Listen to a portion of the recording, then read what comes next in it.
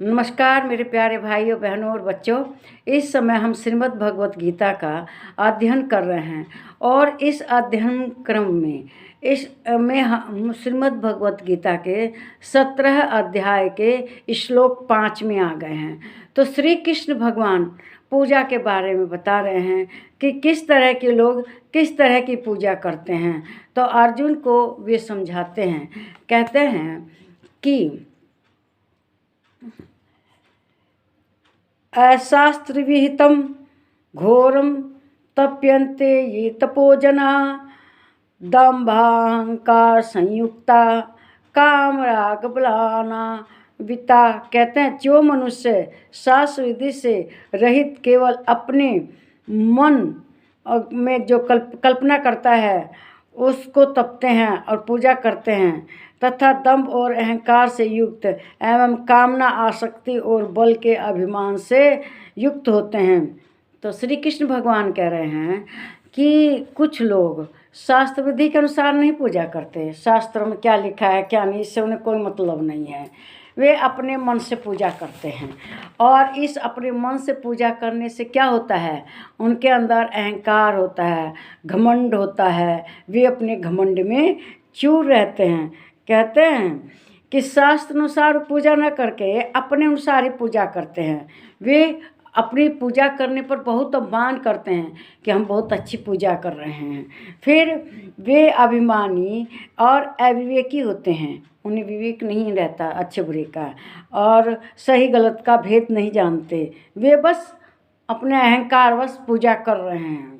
उन्हें शास्त्र वगैरह से कोई मतलब नहीं है और वह अपनी सोच के अनुसार ही कार्य भी करते हैं, पूजा भी करते हैं, घमंड में भी रहते हैं कि मैं बहुत बड़ा आध्यात्मिक हूँ, बहुत बड़ा पुजारी हूँ।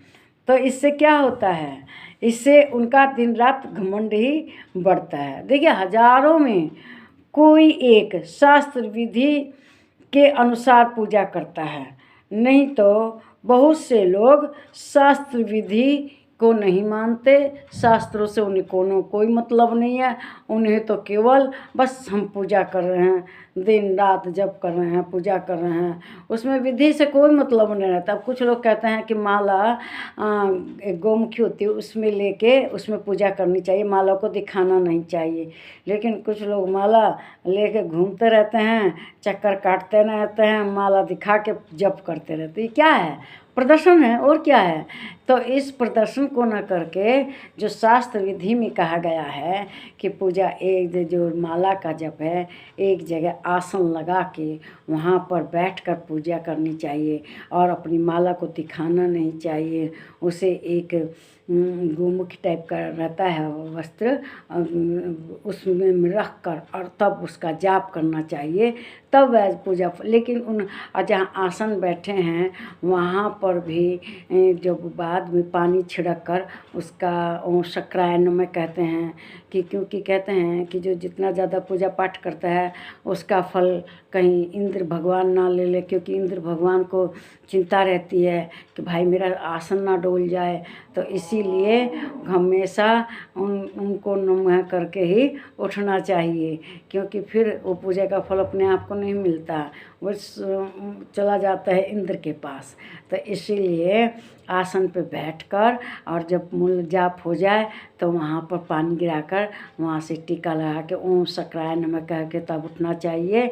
और जो माला है उसको अंदर रख के किसी को दिखाई ना दे। ये नहीं, प्रदर्शन नहीं करना चाहिए किसी चीज़ का कि हम बहुत बड़े पुजेरी हैं, जपेरी हैं, जप करते हैं, पूजा करते हैं। बल्कि इससे अच्छा है कि आदमी को अपने पूजा स्थान पर बैठकर ही जप पूजा वगैरह करना चाहिए, अहंकार नहीं करना चाहिए। लोगों एक तो शास्त्र विधि अनुसार पूजा भी नहीं करते, ऊपर से उसका प्रदर्शन करते हैं और ऊपर से अपने अहंकार में दिन रात चूर रहते हैं कि मैं बहुत बड़ा पक्का पुजेरी हूँ। तो मेरे विचार आपको ज़रूर अच्छे लगे होंगे।